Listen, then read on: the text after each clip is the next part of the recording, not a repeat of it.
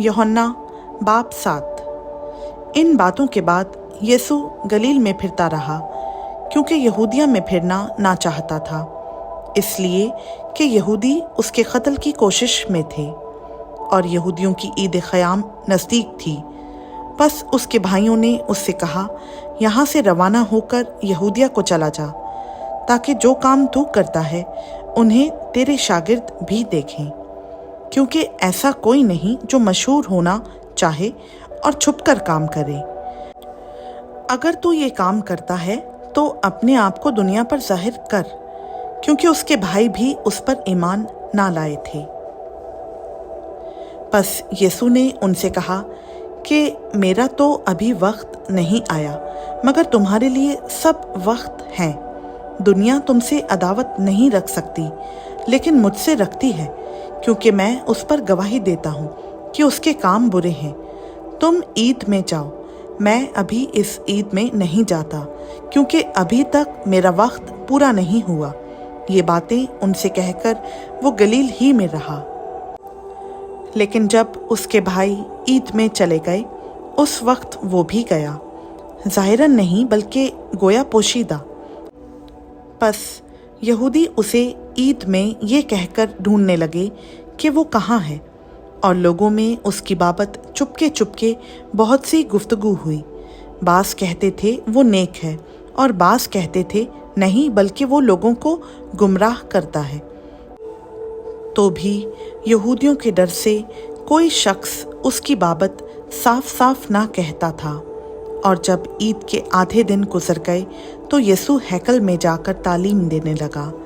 बस यहूदियों ने ताजुब करके कहा कि इसको बगैर पढ़े क्यों कर इल्म आ गया। यीशु ने जवाब में उनसे कहा कि मेरी तालीम मेरी नहीं बल्कि मेरे भेजने वाले की है। अगर कोई उसकी मर्जी पर चलना चाहे तो वो इस तालीम की बाबत जान जाएगा कि खुदा की तरफ से है या मैं अपनी तरफ से कहता हूँ। जो अपनी तरफ से कुछ कहता है वो अपनी इज्जत चाहता है, लेकिन जो अपने भेजने वाले की इज्जत चाहता है वो सच्चा है और उसमें नाराज़गी नहीं। क्या मूसा ने तुम्हें शरीयत नहीं दी, तो भी तुम में से शरीयत पर कोई अमल नहीं करता? तुम क्यों मेरे कत्ल की कोशिश में हो? लोगों ने जवाब दिया, तुझ में तो बदरू है। कौन तेरे कत्ल की कोशिश में है? यीशु ने जवाब में उनसे कहा, मैंने एक काम किया और तुम सब ताजुब करते हो। इस सबब से मूसा ने तुम्हें खतना का हुक्म दिया है, हालांकि वो मूसा की तरफ से नहीं बल्कि बाप दादा से चला आया है। और तुम सबत के दिन आदमी का खतना करते हो।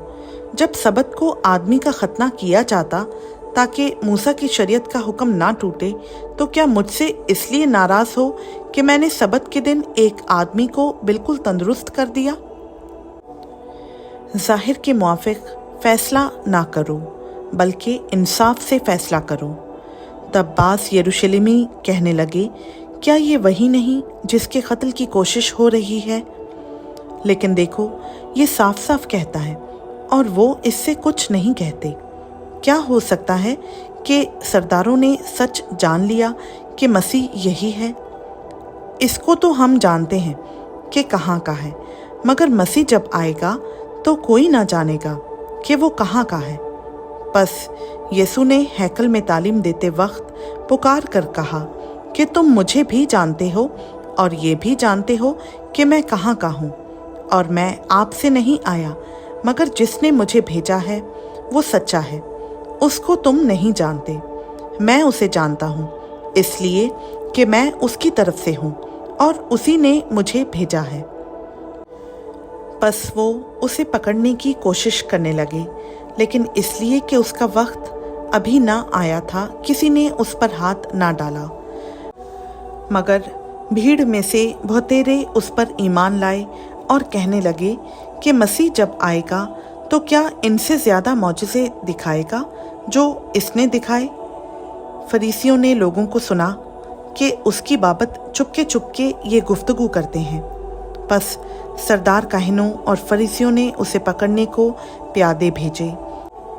यीशु ने कहा, मैं और थोड़े दिनों तक तुम्हारे पास हूँ, फिर अपने भेजने वाले के पास चला जाऊंगा। तुम मुझे ढूंढोगे मगर ना पाओगे, और जहां मैं हूं तुम नहीं आ सकते। यहूदियों ने आपस में कहा, ये कहाँ जाएगा कि हम इसे ना पाएंगे? क्या उनके पास जाएगा जो यूनानियों में जा बजा रहते हैं और यूनानियों को तालीम देगा? ये क्या बात है जो उसने कही कि तुम मुझे ढूंढोगे मगर ना पाओगे, और जहां मैं हूं तुम नहीं आ सकते। फिर ईद के आखिरी दिन, जो ख़ास दिन है, यीशु खड़ा हुआ और पुकार कर कहा, अगर कोई प्यासा हो तो मेरे पास आकर पिए। जो मुझ पर ईमान लाएगा उसके अंदर से, जैसा कि किताबे मुक़द्दस में आया है, ज़िंदगी के पानी की नदियाँ जारी होंगी।